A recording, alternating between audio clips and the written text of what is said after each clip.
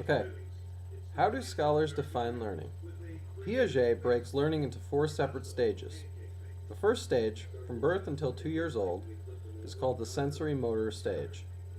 During this stage, Piaget believes that children learn mostly through their five senses, smell, sight, hearing, taste, and touch.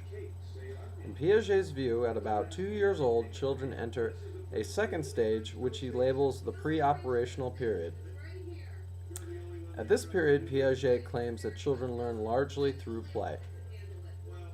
At around 7 years of age, children transition from the pre operational period into the concrete operational phase.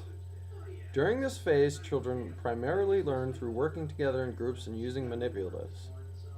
The final stage Piaget claims children go through in the learning process begins in between 12 and 15 years of age and is called the formal operational stage.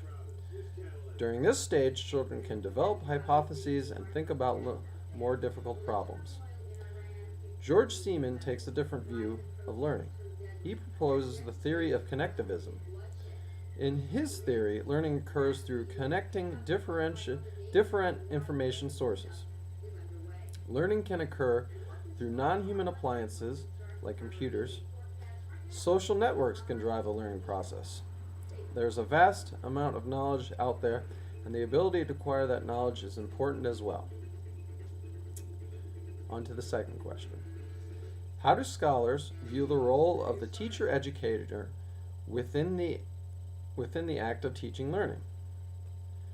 Piaget believes that the teacher must provide the student with materials and projects that reflect the stage of learning development they are currently at.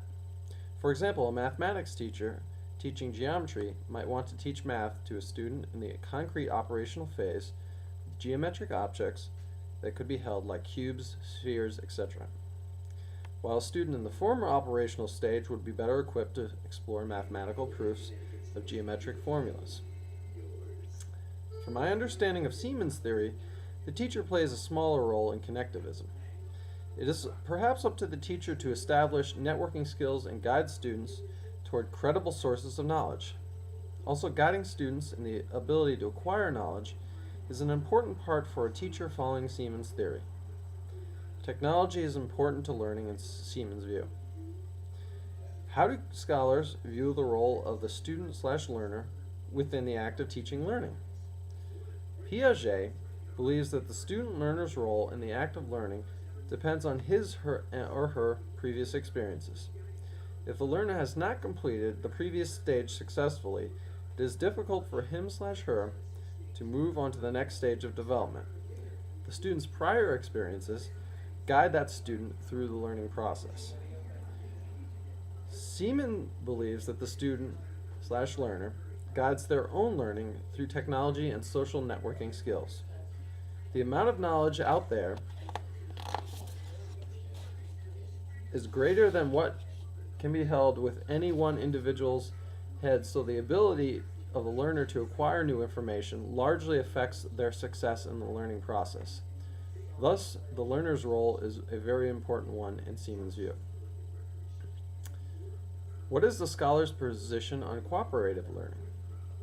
Piaget believes cooperative learning is very important during the concrete operational phase, when the child is roughly between 7 and 11 years of age.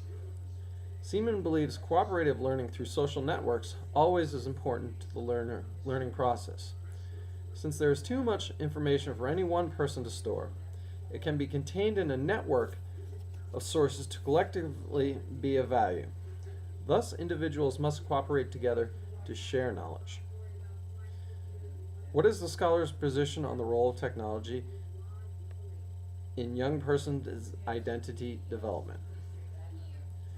Piaget would claim that the role of technology is very important in getting a student past the egocentric stage of his or her life.